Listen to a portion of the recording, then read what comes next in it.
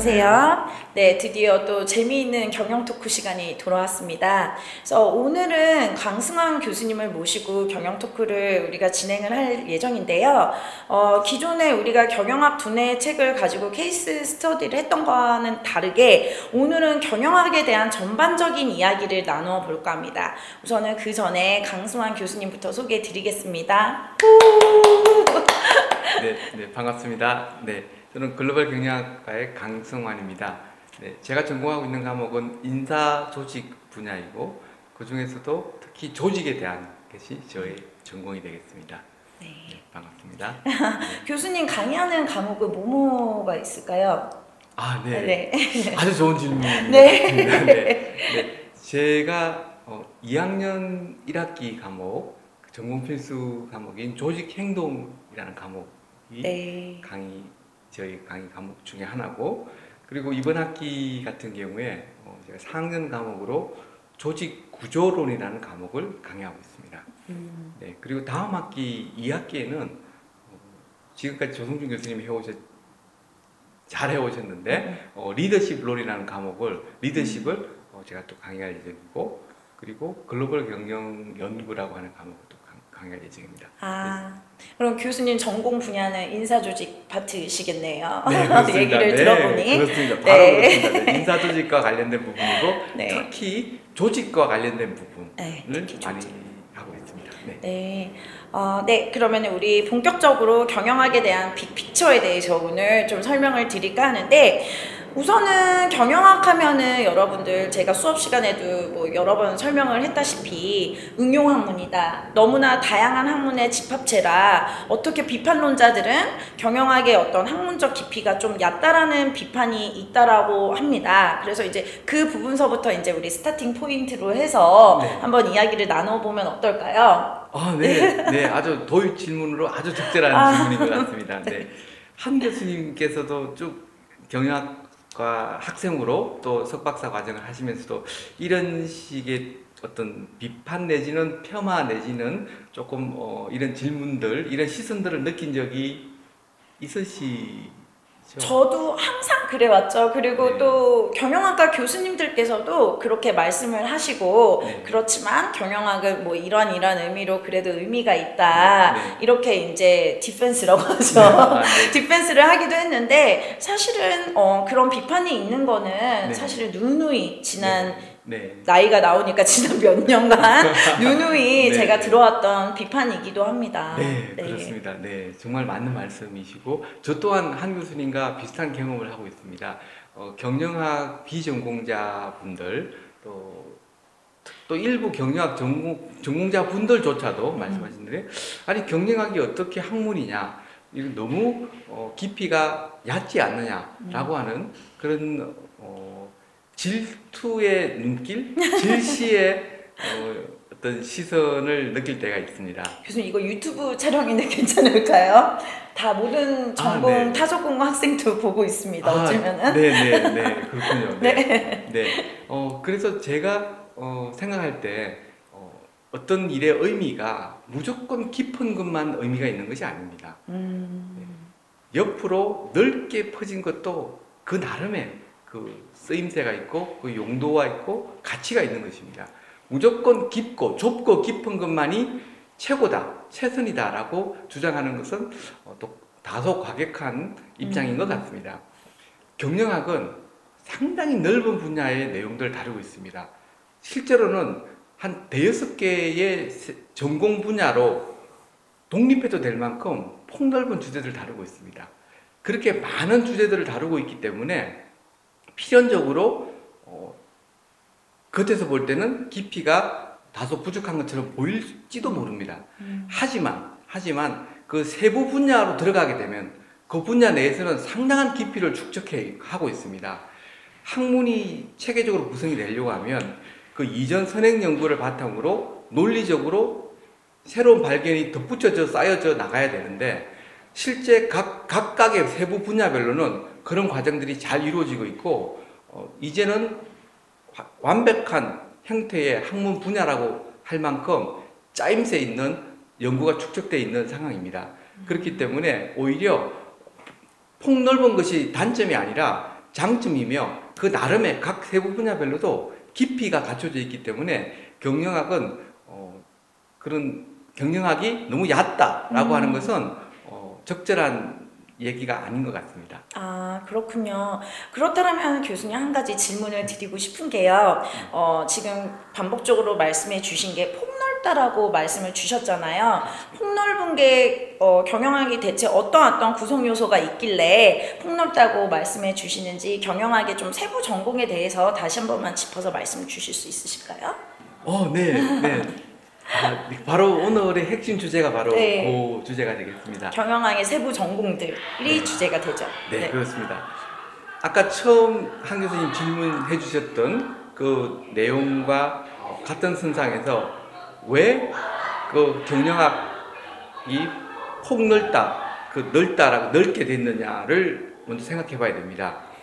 경영학이 학문의 체계로 시작된 것은 한 100년 정도라고 볼 수 있는데, 경영학은 실제 사실은 기존의 수백 년, 수천 년 된 그런 학문 분야에서 필요한 내용들을 부분적으로 발췌해서 성립된 학문 분야라고 볼 수 있겠습니다. 예를 들면 심리학도 있고 사회학도 있고 경제학도 있고 여러 가지 학문 분야들이 있는데 그 분야에서 필요한 것들을 뽑아와서 새롭게 재구성했다고 볼 수 있습니다. 자, 그렇다면 여기서 아무 것이나 뽑아오느냐? 예를 들면 심리학이 분야가 한 30가지 정도, 50가지 정도의 분야가 있을 수 있는데 그 중에서 어떤 것이 경영학으로 건너오고 어떤 건 그대로 심리학에 남아있는가? 또 경제학도 마찬가지로 어떤 경제학의 어떤 내용은 경영으로 건너오고 어떤 건 여전히 그대로 남아있느냐 하는 게 건너오는 필터가 있습니다. 어떤 선별 기준, 그 필터가 무엇이냐부터 살펴볼 필요가 있을 것 같습니다. 네. 그 필터는 제가 볼 때는 바로 성과, 퍼포먼스, 성과와 직접적으로 연결되는 내용들은 심리학에서 경영학으로 또 여러 학문 분야에서 경영학으로 건너오게 되어 있습니다. 예를 들면 제가 전공하는 분야가 심리학에 기반을 두고 있는 분야이기 때문에 심리학을 예를 들어 보겠습니다. 심리학에서는 가정생활에 대한 심리 부분도 있고 또 배우자와의 관계에 대한 심리 부분도 있고 아동의 발달에 대한 심리 부분도 있습니다. 하지만 그러한 것들은 직장에서의 성과와 직접적으로 관련되지 않기 때문에 경영학으로 넘어오지가 않습니다. 그렇지만 실제 행동에 영향을 주는 동기부여라든지 또는 어떤 리더가 부하에게 영향을 미치는 그런 상호작용에 대한 그러한 이론이라든지 심리학에서 그런 이론들은 우리 경영학으로 넘어오게 되고 그런 분야가 저희 전공 분야인 조직행동이라는 분야를 구성하는 밑바탕이 되게 되는 것이죠. 너무 의미 있는 말씀이셨는데 그러면 교수님께서 지금 강조하신 그 기업의 성과는 사실 그 기업의 성과의 원천으로는 우리가 효율성 얘기를 정말 많이 하거든요. 그런데 이 효율성이 조금 애매한 개념이기도 하고 효과성하고 효과성하고도 조금 약간 혼동세에서 쓰여지기도 하는데 그 효율성의 의미에 대해서 조금 한번 짚어주실 수 있으실까요? 네, 한 교수님은 아주 핵심적인 질문만 쏙쏙 골라서 하시는 것 같습니다.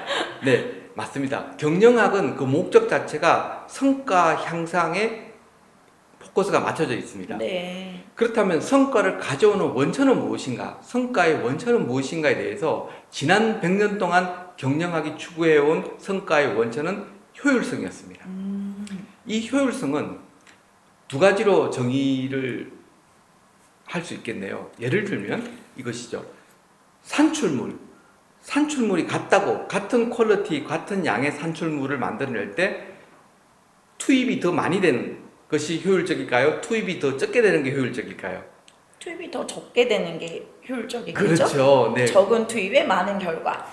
맞습니다. 네, 맞습니다. 같은 결과일 때는 코스트가 더 적게 들어가는 것이 더 효율적이죠. 네. 바로 그 방법을 경영학은 추구하는 것입니다. 같은 효율을 달성하기 위해서 더 나은 방법이란 더 적게 리소스가 투입되는 방법을 찾는 그 학문이 바로 경영학이라고 할 수 있겠습니다. 또 두 번째로 만약 다르게 정의를 해본다면 같은 양의 리소스를 투입했다고 가정해 보겠습니다. 투입량은 같은데 산출물이 많은 것이 효율적일까요? 투입량은 같은데 산출물이 적은 것이 효율적일까요? 산출물이 많은 것이 효율적이겠네요. 그렇죠. 네, 한 교수님은 항상 정답만 말씀하시는 것 같습니다. 네, 맞습니다. 같은 양의 자원을 투입했을 때 더 나은 성과를 내는 것, 그것 또한 효율성의 또 다른 행태의 정의라고 볼 수 있겠습니다. 바로 네, 경영학은 그러한 효율성을 달성함으로 해서 성과를 내기 위한 학문이었기 때문에 지난 100년 동안은 저희가 효율성 어떻게 하면 효율성을 달성할 수 있을까에 모든 학문의 초점, 관심이 거기에 맞춰져 있었다고도 볼 수 있겠습니다.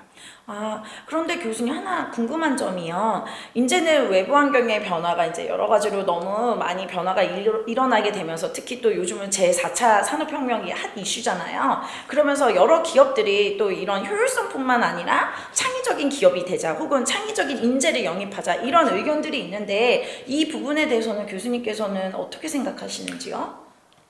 네. 항상 깜짝깜짝 놀라는 게 정말 지금 경영학의 가장 핵심 부분을 최근 경영학이 도전해 있는 그 거대한 도전을 정확하게 짚어주셨습니다. 과거 지난 100년간은 효율성이 성과의 원천이었기 때문에 실제로 저희의 경영학과의 커리큘럼 자체도 대다수가 효율성 향상을 위해서 맞춰져 있습니다. 네.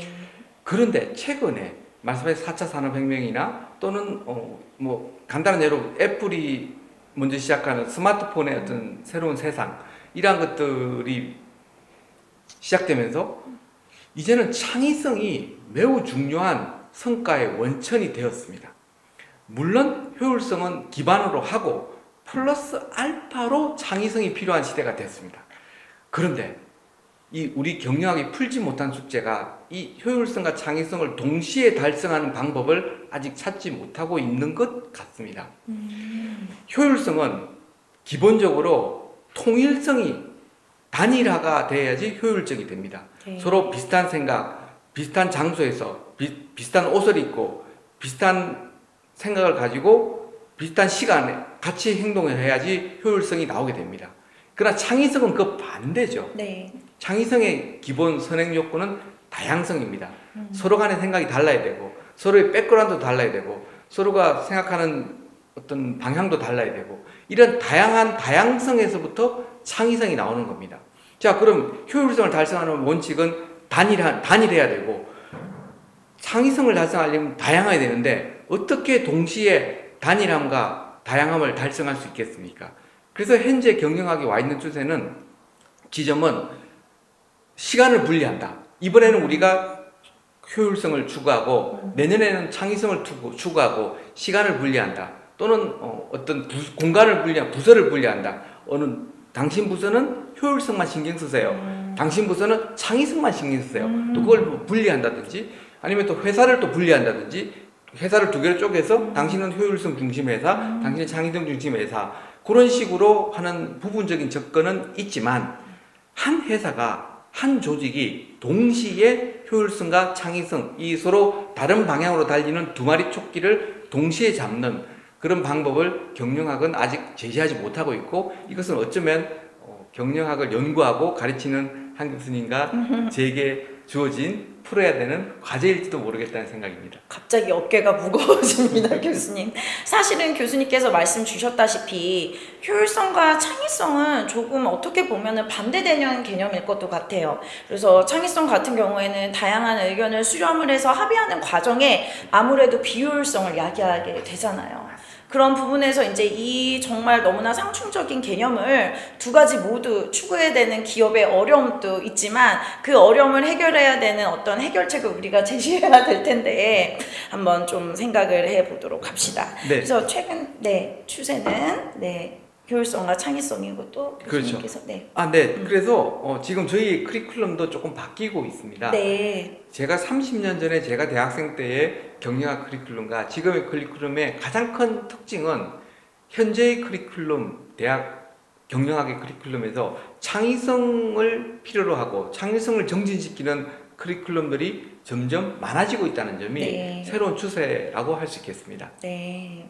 네, 그래서 우리 가천대학교 글로벌 경영학 트랙에서도 이렇게 창의성을 발현시키기 위한 다양한 수업들이 또 준비되어 있습니다. 디자인 띵킹이라든지 뭐 여러 가지 수업들이 또 준비가 되어 있습니다. 그럼요. 네, 깨알 같은 홍보. 네, 우리의 홍보. 네, 그 다음에 가천대학교 화이팅. 네, 그 전에 이제 또 우리 교수님께서 누누이 계속 지금 반복해서 말씀해 주셨던 폭넓은 그 경영학의 세부 전공들에 대해서 지금 다시 한번 또 설명을 드릴까 하는데요. 네, 어떠한 세부 전공들이 있는지 조금 설명 좀 부탁드려도 될까요? 네. 네. 이제 진짜 본격적으로. 본론. 네. 경영학이 무엇인가 좀 비유를 들어서 본다면 경영학은 이 우산과 같습니다. 경영학은 엄브렐라 컨셉이라고 생각할 수 있습니다. 특정한 하나의 학문이 아니라 여러 가지 학문들이 큰 우산 아래 모여 있다라고 생각하면 되겠습니다. 예를 들면 5명 또는 6명의 우리 학생들이 하나의 큰 우산 아래 서로 옹기종기 모여 있다고 보시면 되는데, 이 큰 우산이 경영학이라는 학문의 이름이고 그 아래 각각의 세부 전공들이 존재하고 있습니다. 네. 그러면 이 세부 전공들을 어떻게 요령 있게 분류할 것인가를 생각해 보고, 제 개인적인 분류 기준은 수학을 기준으로 해서 한번 분류를 해봤습니다. 네. 설명을 돕기 위해서 지금 잠깐 슬라이드를 좀 보여드리겠습니다, 여러분. 네, 지금 올라갔습니다. 네, 설명해 주시면 됩니다. 지금 보고 계시는 이 슬라이드. 이 슬라이드에서 가장 오른쪽은 가장 수리적인, 수학적인 전공 분야이고, 가장 왼쪽으로 갈수록 다소 수학적이지 않은 수학의 성향이 조금 덜한 과목들이라고 볼 수 있겠습니다. 이것은 순전히 저희 개인적 경험에 따른 분류 기준이라고 볼 수 있겠습니다.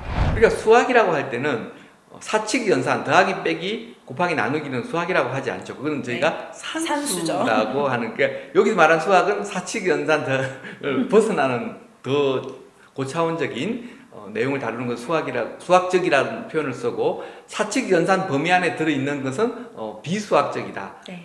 적어도 수학은 아니다라고 얘기할 수 있겠습니다. 자, 그럼 하나씩 지금 얘기를 좀 나눠보겠습니다. 가장 왼쪽에 있는 분류는 저희가 매니지먼트라고 하는 분야입니다. 네, 맞습니다. 교수님과 제가 속해 있는 매니지먼트 분야죠. 네, 그렇습니다. 매니지먼트의 학문 분야는 기본적으로 그 원천 학문이 심리학 그리고 사회학입니다. 심리학과 사회학에서 아까 말씀드린 성과라고 하는 그 필터를 통과해서 남은 그런 특수한 이론들을 기반으로 해서 성립이 되어 있는 게 매니지먼트라고 하는 분야입니다. 네, 그러면 매니지먼트에는 또 구체적으로 또 작은 세부 전공들이 있잖아요. 어떠한 세부 전공들이 있을까요? 네, 그렇죠. 좋은 질문이십니다. 매니지먼트 세부 전공을 설명드리려면 매니지먼트의 큰 두 가지 큰 흐름, 관심의 대상의 차이를 말씀드리는 게 좋겠네요. 첫 번째는 미시라고 하는 분야가 있고, 두 번째는 거시라고 하는 분야가 있습니다.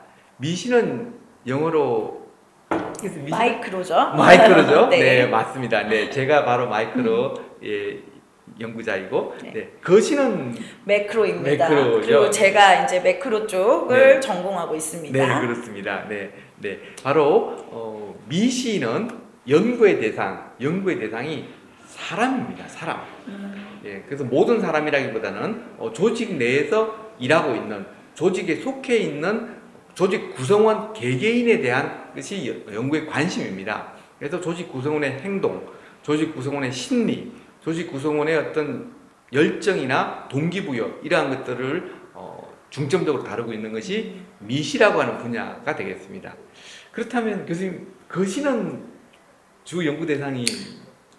거시는 이제 주 연구 대상이 이제 그 한 산업 구조 내에 있는 기업이라든지 하나의 큰 조직이라든지 이런 것들을 다루죠. 그래서 주로 전략이라든지 OT 쪽이 이제 조직 이론, 이쪽이 이제 거시 쪽에 속하는 거죠. 그렇죠. 네, 감사합니다. 알려주셔서 감사합니다. 교수님께서 조금 미시와 거시의 차이에 대해서 조금만 더 구체적으로 좀 설명을 네. 좀 주실 수 있으실까요? 네, 감사합니다. 네. 네, 그 미시 얘기부터 먼저 말씀을 드리면 네. 조직 내 구성원에 대한 개인에 대한 관심이 크기 때문에 가장 큰 뿌리는 심리학입니다.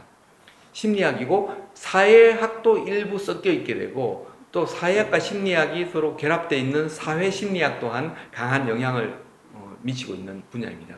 바로 이 미시 분야에는 가장 대표적으로 어떻게 보면 심리학 그 자체라고도 할 수 있을 만한 분야인 조직 행동이라고 하는 분야가 있습니다. Organizational Behavior이죠. 네, 가장 미시적 성향을 가지고 있는 조직 행동 분야고 그냥 심리학이라고 보시면 되겠습니다. 조직 행동 분야 자체는. 네. 그리고 미시에서 조금 거시의 성격을 가지고 있는 그렇지만 크게 보면 미시로 분류될 수도 있는 분야가 바로 HRM 분야죠. 네, 이미 아는 학생도 계시겠지만 HRM은 Human Resource Management죠. 네. 그리고 HRD도 있죠. 네. HRD는 Human Resource 디벨롭먼트. 네, 그렇죠. 디벨롭먼트. 네. 그래서 이 HR 분야는 미시로 분류되긴 하지만 거시의 성격을 가지고 있는 게 예를 들면 이런 거죠. 어떤 한 회사의 HR 제도는 인사 시스템은 하나죠. 회사마다 하나라고 한다는 것은 그 자체가 거시라는 의미입니다. 회사 단위로 연구가 되는 거니까. 하지만 그 인사 시스템이 미치는 영향력은 개인마다 다를 수가 있습니다. 구성원 개인마다. 그렇기 때문에 미시와 거시가 다소 결합되어 있는 분야고 굳이 따지자면 저는 미시 연구자의 눈에는 경영학 분야 내에서 HR은 미시로 보여지긴 하나 거시적 성격 또한 많이 가지고 있다라고 보겠습니다. 네, 그렇군요. 그러면 교수님 이제 매니지먼트 설명은 이제 수업 시간에 조금 더 구체적으로 하기로 하고요. 아, 우리 근데 거시를 빼먹었네요. 아주 중요한 그럼요. 거시를. 거시 정말 중요합니다. 네. 네, 거시 분야 사실은 우리 한주희 교수님 더 잘 아시지만 제가 조금 다시 한번 재정의를 조금 부탁드리겠습니다. 네. 연구의 관심 대상은 이 거시는 사람에게는 조금 더 연구에 관심은 없습니다. 연구 차원에서는 사람의 동기부나 사람의 만족, 개인에 대해서는 조금 더 관심이 없다라고 일단 그렇게 가정을 하고 들어가는 게 좋겠습니다. 그럼 무엇에 관심이 있느냐? 거시의 관심은 조직입니다. 조직. 적어도 회사 또는 회사가 활동하는 산업 또는 국가 이런 큰 차원이 바로 거시의 관심 대상이 되겠습니다. 그렇기 때문에 그 행동의 주체를 조직으로 보고 연구를 하고 있는데 그 중에서 전통적인 조직에 대한 연구는 조직 이론이라고 하는 분야가 있습니다. 제가 강의하는 조직 구조론 또한 저는 조직 이론이라고 하는 그 틀에서 강의를 진행하고 있는데 이 조직 이론이라고 하는 분야는 조직은 왜 만들어졌고 어떻게 성장하고 어떻게 쇠퇴하고 어떻게 사멸하거나 다시 재성장하고 하는 그런 것들을 차가운 시선으로 냉담하게 관찰하고 이래서 조직은 흥하고 이래서 조직은 망하는 거다라고 하는 그런 차가운 시선을 가지고 아주 있는 그대로를 제시해주는 것이 조직 이론의 기본 관점이라고 볼 수 있겠습니다. 네. 반면 한 교수님께서 전략을 또 강의하시는 걸로 알고 있는데 전략은 조금 다르죠. 전략은 기본적으로 조직을 이롭게 하고자 하는 목적을 가지고 있는 학문 분야라고 할 수 있습니다. 네. 어떻게 하면 기업이 또는 조직이 경쟁 우위를 확보할 수 있는가에 대한 그런 연구에 많은 관심이 있습니다. 그렇기 때문에 전략은 특정한 목적성을 가지고 있습니다. 그 목적성은 조직을 잘 되게 하려고 하는 목적을 가지고 있는 것이 바로 전략이라고 할 수 있겠습니다.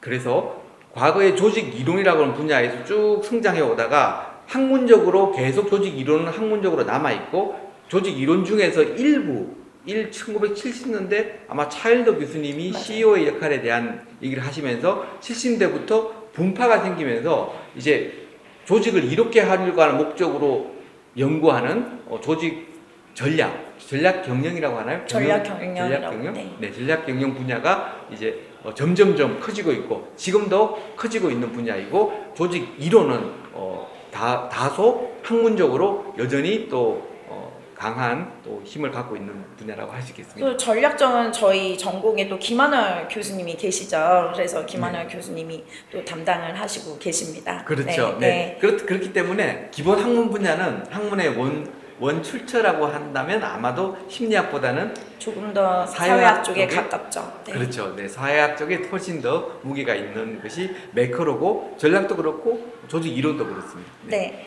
네, 그러면은 이제 드디어 이제 두 번째 분과에 대해서, 두 번째 세부 전공에 대해서 좀 설명해 드리겠습니다. 네.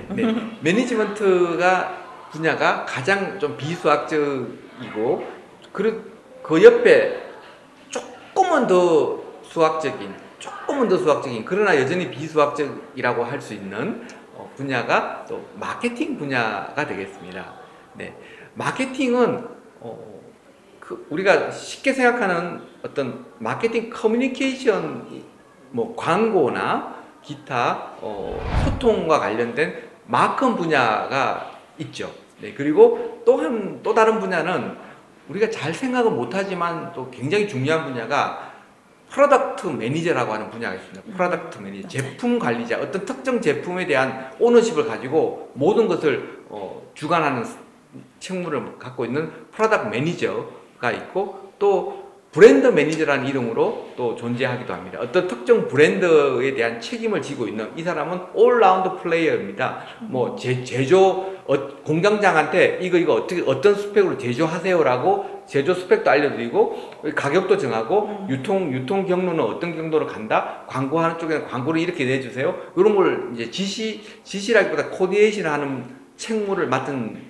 분들이 브랜드 매니저 또는 프로덕트 매니저 분들이라고 하는 그 분야가 있죠. 그 분야는 마컴 스페셜리스트와는 조금 다른 스페셜리스트라고 볼 수 있겠습니다.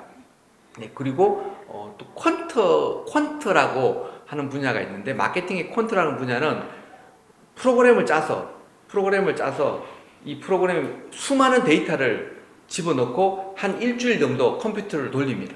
그리고서 어떤 결과가 나오게 되고 그 결과를 보고하는 그런 퀀트라고 하는 굉장히 강한 계량 마케팅이라는 분야도 존재하고, 또 매니지먼트하고 좀 다소 연결되어 있는 컨슈머 비헤이비어라고 하는 분야도 있습니다. 소비자의 행동, 소비자의 의사결정, 소비자의 행동은 그 소비자의 구매 의사결정과 관련되어 있는데, 거기 소비자의 심리와 구매 행동에 미치는 영향, 이러한 것들을 연구하는 다소 심리적인 부분에 성향이 강한 컨슈머 비헤이비어라고 하는 분야도 존재하고 있는 걸로 알고 있습니다. 이 분야는 제 분야가 아니어서 사실은 마케팅 전공 교수님들께서 훨씬 더 잘 설명해 줄 수 있겠죠. 그리고 경영학 입문 시간에도 마지막 시간대쯤에 유진영 교수님께서 지금 말씀 주신 뭐 마케팅의 개념이라든지, 그다음에 교수님께서 말씀해 주신 부분 중에 4P 전략이라고 있습니다. 그래서 그런 부분에 대해서 조금 구체적으로 공부를 해 보겠습니다.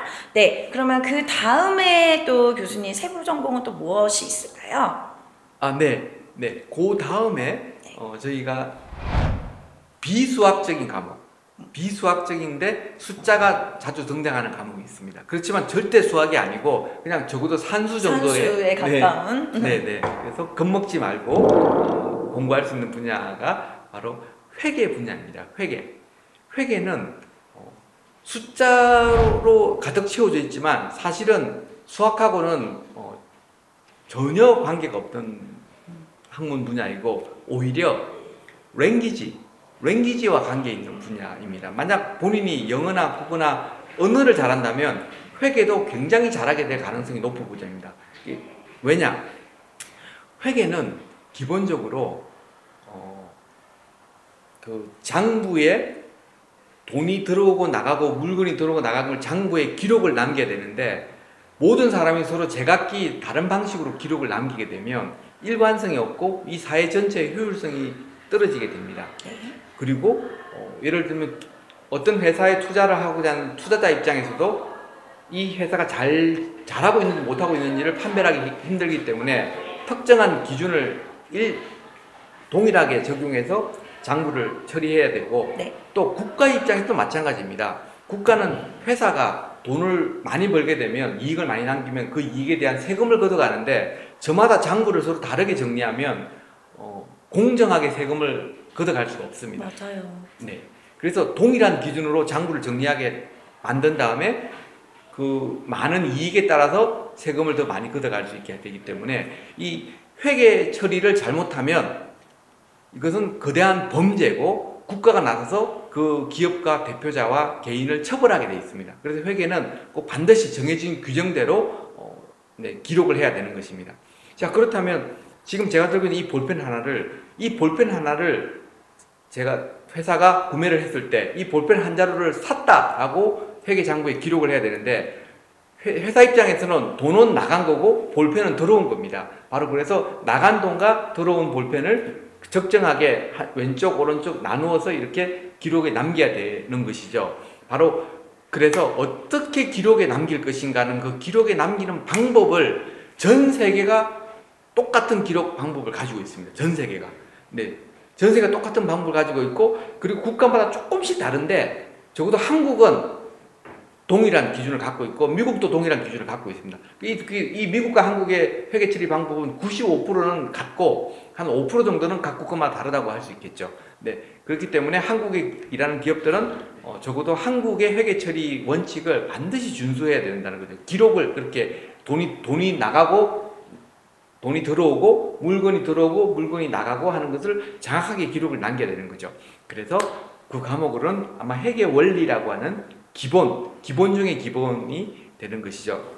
기본적으로 기본 원장이 있어서 들어오고 나간 거를 일단 무조건 뭐 쉽게 기록해 놓은 다음에 나중에 다 모아서 그 재무제표라고 하는 여러 가지 제표 딱 정해진 포맷으로 정리하는 그런 보고서들이 나오겠네요. 기업 입장에서는. 네, 그렇죠. 네, 기업 입장에서는 이제 그런 최종 보고서가 나오게 되고, 네, 그 최종 보고서를 외부인들이 보게 되면, 이런 회사가 이렇게 잘 운영이 되고 있구나를 알 수 있게 되는 것이죠. 바로 그런 기본 원리를 가르치는 게 회계 원리 과목이죠. 네, 그리고 조금 더 심화된 중급 회계도 있을 수 있고, 네, 또 회사 같으면 제조업을 중심으로 하는 회사들은 또 원가가 굉장히 중요합니다. 원가를 관리하는 게. 왜냐하면 뭘 하나를 만들기 위해서 무수히 많은 원재료가 섞이기 때문에 그렇죠. 공정도 다양하기 때문에 원가가 굉장히 중요하기 때문에 원가 회계라고 하는 그 특화된 분야도 있죠.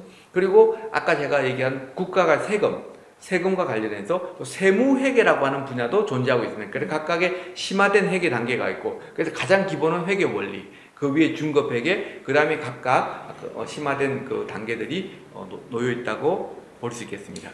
그래서 이 회계에는 숫자가 있음에도 불구하고 비수학 체계로 교수님께서 분류를 하신 거군요.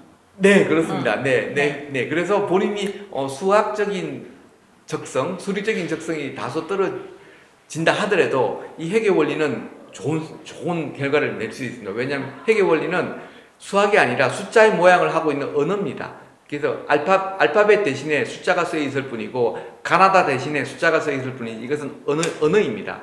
제가 대학생 때 회계 원리가 수학인 줄 알고 너무 고민을 하고 힘들었는데 회계 원리는 암기 과목입니다. 그냥 외우면 됩니다. 외우면 좋은 성적 나옵니다. 네. 제가 과거에 저는 굉장히 좀 시리어스한 좀 심각한 학생이었기 때문에 회계 원리에 이 차변 대변 왼쪽 오른쪽을 부르는 이름이 있습니다. 그래서 왜 이건 차변이라고 이름을 붙였고 이건 왜 대변이라고 이름을 붙였을까? 의미를 고민했군요, 교수님. 그렇습니다.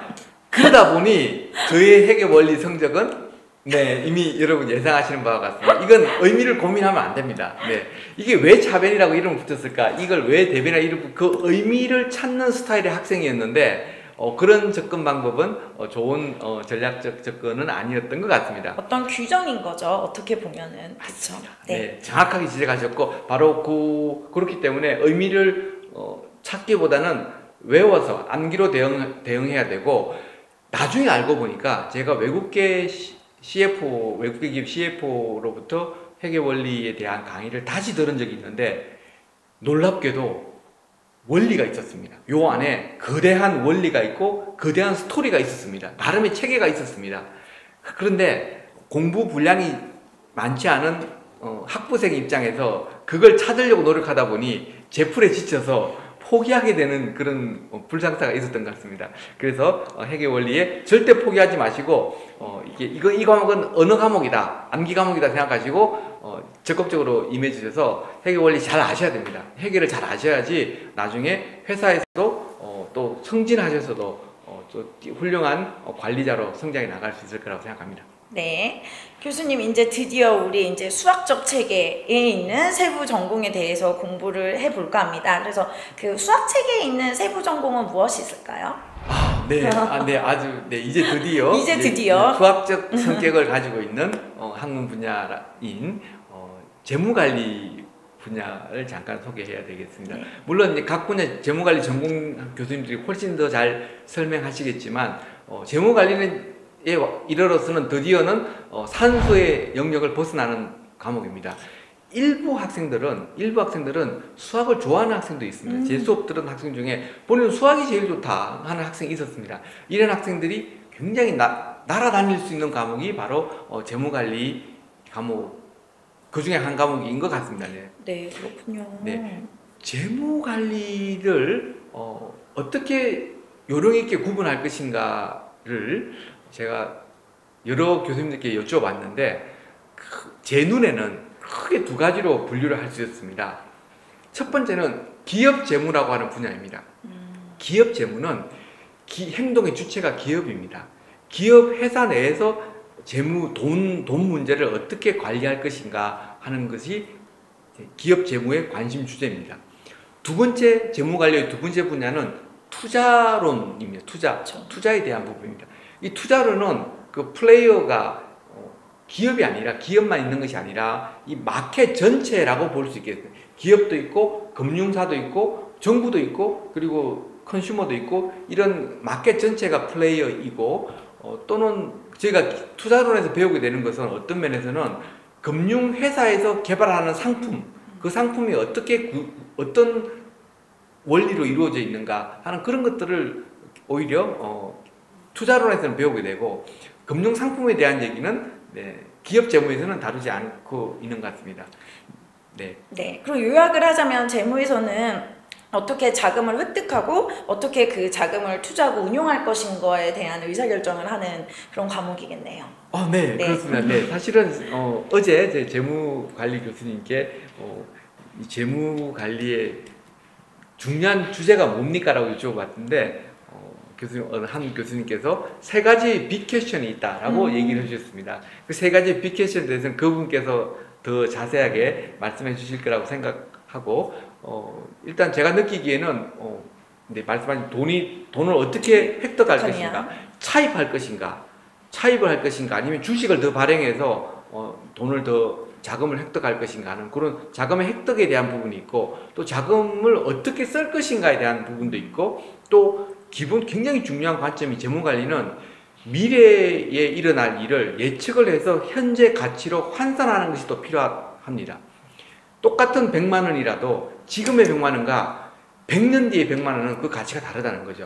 그렇죠. 그렇기 때문에 100년 뒤에 100만 원을 벌 거라고 생각한다면 지금 현재 그 돈이 얼마인가를 계산해야 되고 지금 100만 원을 투자한다면 100년 뒤에는 예를 들면 100만 원보다 훨씬 많은 돈을 벌어야 올바른 투자가 될 수 있겠죠. 그래서 그 시간의 흐름을 다 고려해서 현재 가치로 환산하는 그런 과정이 재무에서는 아주 중요한 과정인 것 같습니다. 네. 그래서 재무관리는 아주 근본적인 측면이 있는데 그 원천 학문은 뭘까요? 재무에서 원천 학문? 재무관리의 원천 학문. 저는 여기에서 지금 힌트를 봤습니다. 그리고 PPT에 여러분들 찾아보시면 힌트가 있는데 바로 경제학 아닐까요? 맞습니다. 네, 아주 정확한 지적이십니다. 네, 바로 경제학은 재무관리의 가장 원천이고 큰 형님이고 작은 동생이 바로 재무관리라고도 볼 수 있습니다. 역사적으로 볼 때 나이로 보면 그렇습니다. 네, 경제학의 특정 분야가 경영학으로 넘어와서 재무관리를 이루고 있기 때문에 실제로 재무관리 교수님들의 구성 비율을 보게 되면 경영학 박사분도 계시지만 경제학 박사분도 경영학으로 와서 재무관리 교수님이 되십니다. 이제 이걸 보시면 아시겠듯이 경제와 경영은 아주 밀접한 관계를 가지고 있습니다. 그런데 반대로 경영학 박사가 재무관리를 전공한 경영학 박사가 경제학과로 가서 교수를 하시는 분은 아직까지는 본 적이 없습니다. 네. 뭐 그래서 제가 큰 형이고 작은 동생이고 하는 그런 또 한 단면의 모습이 또 있는 것 같습니다. 아, 그런 이유로 그러셨군요. 이제 드디어 마지막 과목에 대해서 설명을 드리겠습니다. 교수님, 그 마지막 수학책의 끝에는 어떤 과목이 있습니까? 아, 네. 가장 수학적, 수학의 끝판왕. 네. 네. 이 과목을 대할 때는 그냥 여러분이 마음을 내려놓고 그냥 수학이다라고 생각하시고 하셔야 좋은 성적을 받을 수 있는 그런 과목이 있습니다. 제가 한 덩어리로 묶었습니다만은 MIS 그리고 생산 그리고 OR 오퍼레이셔널 리서치라고 하는 분야, 요건 요즘 경영과학이라는 이름으로 그쵸, 네, 경영과학. 불리워지고 있는데, 네, 그걸 한 덩어리로 묶었지만 가장 수학적 특성이 강한 것은 이제 OR 쪽이 되겠죠. 오퍼레이셔널 리서치 쪽은 그냥 그 자체가 수학입니다. 제가 알고 있는 경영과학 전공 교수님 중에 일부분은 수학 전공 박사 학위자가 와서 네, 하시기도 하고, 또 산업공학 전공하시는 분들도 오시기도 하고, 공대에서 교수로 오시기도 하고. 왜냐하면 워낙 수학입니다. 그냥 수학이라고 보시면 되겠습니다. 그렇기 때문에 예를 들면 이런 거죠. 오퍼레이셔널 리서치는 가장 최적의 해가 무엇이냐. 예를 들면 물류를 택배를 보내야 되겠는데, 택배를 어떤 경로로 보내면 가장 휘발유를 적게 쓰고 단시간에, 그리고 기사도 적게 쓰고 트럭도 적게 고용하고 다 모든 걸 완료해야 그 경로를, 최적의 경로, 유일한 단 하나의 최적의 경로, 그 경로를 찾아내는 것이 바로 OR의 주제 중에 하나이겠죠. 네.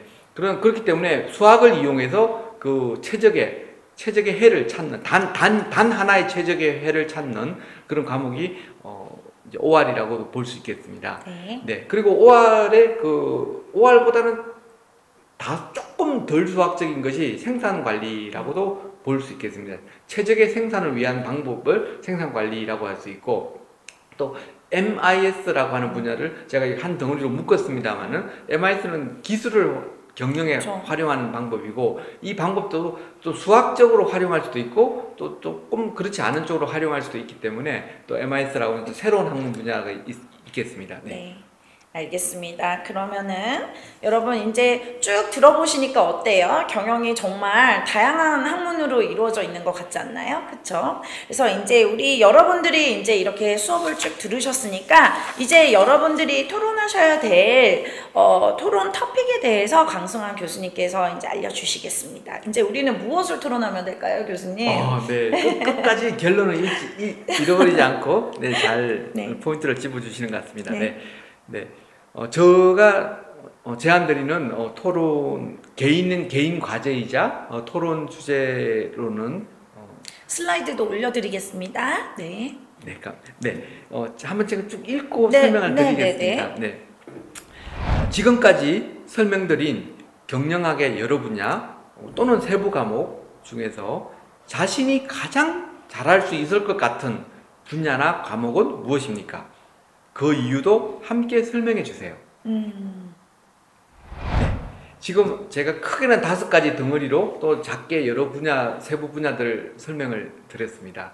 자, 이것을 보고서 나는 이 과목이 마음이 간다. 이 과목은 굉장히 흥미가 있을 것 같다. 그리고 나의 특성과 잘 맞을 것 같다. 아까도 말씀드렸듯이 굉장히 수학을 좋아하는 학생이 있습니다. 그런 학생은 그러면 이 경영과학 또는 OR이라든지 재무관리나 이런 분야에서 나는 굉장히 두각을 드러낼 수 있겠구나 라고 네. 생각이 들 수도 있고, 또 그렇지 않고 철학적 사유가 깊은 학생도 있을 수 있죠. 그렇다면 매니지먼트 분야에서 내가 한번 두각을 드러내 볼 수도 있겠구나 하는 생각이 들 수 있습니다. 네. 그래서 본인의 적성과 잘 맞는 분야 또는 본인이 흥미가 확 일어나는 분야, 그래서 결론적으로 내가 잘 할 수 있을 것 같은, 많이 배울 수 있고, 여기서 잘한다는 의미는 동일한 시간을 공부에 투입했을 때 더 나은 성과가 돌아올 수 있는 거죠. 여기서 성과는 개인의 성장도 있고, 또 학생 입장에서 또 학점도 있을 수 있고, 네. 동일한 시간을 투입했을 때 더 많은 성과가 나올 수 있는 그런 과목은 내가 어느 분야일까를 한번 생각해 보시는 그런 취지입니다. 저희 이 경영학은 1학년들은 주로 도구가 경영학의 아주 기본 과목, 도구 과목들과 교양을 위주로 하기 때문에 이게 경영학인가? 나는 이거 경영학 과목이 이럴 줄 몰랐는데 라고 혹시 오해하시거나 좌절하시거나 실망하실 수 있습니다. 근데 그것이 아닙니다. 경영학의 실제 전공 과목은 2학년, 3학년, 4학년 올라갈수록 경영학의 전공 과목을 배우게 되는데 이걸 배우시게 되면 굉장히 실용적이고 굉장히 재미있고 이건 정말 배워볼 만하고 내 삶을 개선시키는 도움이 되겠다는 그런 흥미를 느낄 수 있는 과목들이 많이 기다리고 있습니다. 그렇기 때문에 그 과목들이 지금 미리 한번 찾아보고 본인의 관심 사항을 좀 점검해보고 미리 방향성을 한번 예측해보는 그런 시간, 그런 계기가 되었으면 좋겠다는 의미에서 이런 토론 주제를 여러분께 제안드리게 되었습니다. 네, 오늘 경영 토크를 한 이유이기도 하죠, 교수님. 그쵸? 다양한 경영의 학문 중에서 또 여러분들이 잘할 수 있는 학문이 무엇인지 한번 진지하게 고민해 보는 시간을 갖는 것. 이것이 교수님께서 아마 이 경영 토크를 준비해 주신 이유가 아닐까라고 좀 생각을 해보는데 맞나요, 교수님? 그럼요. 네. 아마도 이것이 바로 이 경영 토크를 이제 기획하고 이끌어 주시는 한 교수님, 그리고 또 최초 아이디어 제안자인 조성준 교수님, 그리고 학과 전체 교수님들의 공통된 마음이고 바람이라고 생각합니다. 네, 그러면은 여러분 이제 우리 토론을 한번 진행해 보겠습니다. 그래서 여태까지 동영상을 잘 시청해 주셔서 오늘도 역시 감사드립니다. 감사합니다.